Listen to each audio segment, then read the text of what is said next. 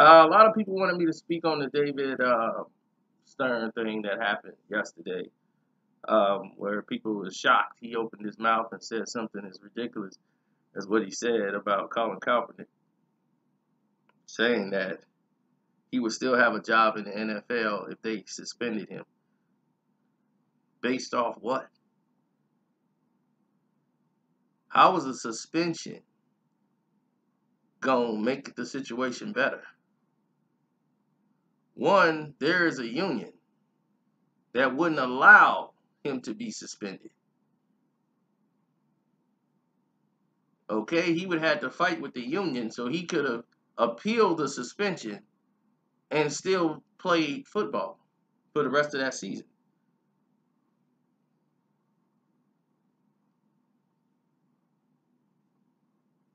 This is why people in the NBA should not speak on NFL issues. This is why people in the NFL shouldn't speak about NBA issues. This is why people in any other sport shouldn't be talking about another sport in their business. Especially unless you're doing both. If you have an NFL team and an NBA team, then yeah, you have the right to discuss both. But if you only are involved in one sport, please keep your thoughts about the way they handle their business to you. You don't have the frame of mind to understand what's going on over there or even how their business is ran. Just because you can run your basketball, you the commissioner over there, don't mean you could be a great commissioner in the NFL. And David Stern proved once again his elitist that he is, puts himself in a position where he's wrong.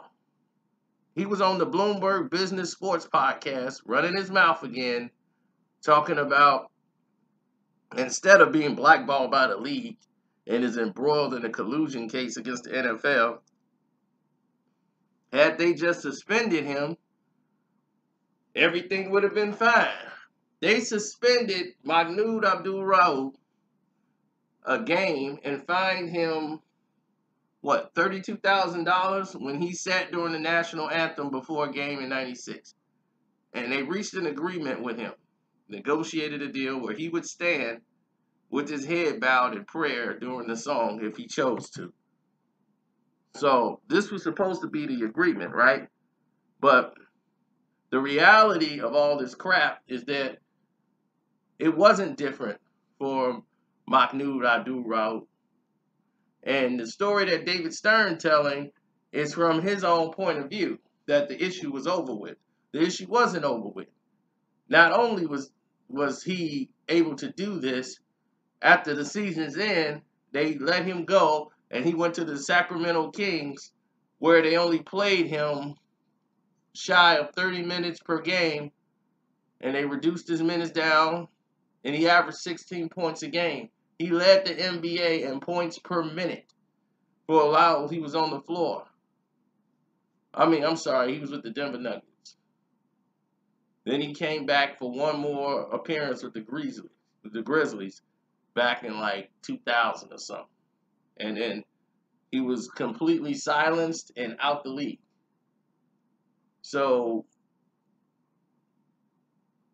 you blackballed him by putting him with a smaller market team,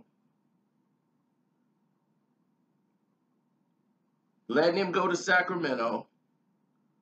No, it was the Kings, I think he was with Sacramento. I might be mistaken because he was on the Nuggets when all this was going on. He went to Sacramento or whatever. But he was blackballed. And the guy was good enough to be in the NBA. He never lost his ability to play basketball. He was one of the prolific scorers, accurate shooters in the game. He was a scorer. And you tried to make it look like he diminished himself. And you basically escorted him out the league. A guy who caused no problems in the league whatsoever. He didn't. The incident was all forgotten about and was over with. But you guys held a grudge enough to get him out. Craig Hodges, the Chicago Bulls. he wears his attire, Muslim attire, that you guys begged him not to wear in front of the President of the United States of America. Then he slipped the President a letter. Slipped the President a letter talking about helping him out and all these different things of this nature. And you guys were livid. And on the plane, you guys were discussing letting him off and kicking him off the Chicago Bulls. Craig Hodges not only was off the Chicago Bulls, he couldn't get picked up nowhere. And other GMs would tell him, we want to pick you up. We think you could help us. But the league is not allowing it. So he was blackballed. What did these guys do? They didn't hurt the game of basketball. They didn't disrespect anyone. They didn't do anything that was in the constitution of damaging to the NBA and nothing. You guys decided it was bad for business.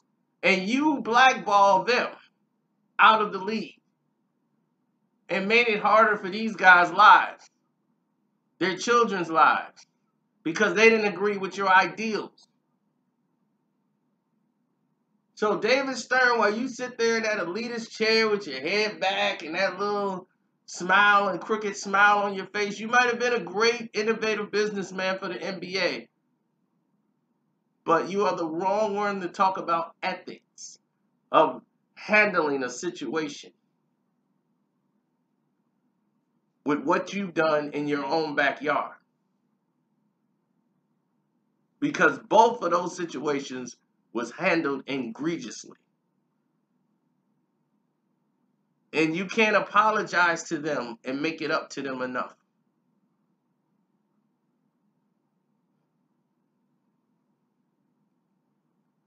And that's all I got to say about that. You like what you heard, please donate to the page. You can hit my Cash App up, $Carcino, or you can go directly to my link in the description box and leave a message also. Thank you.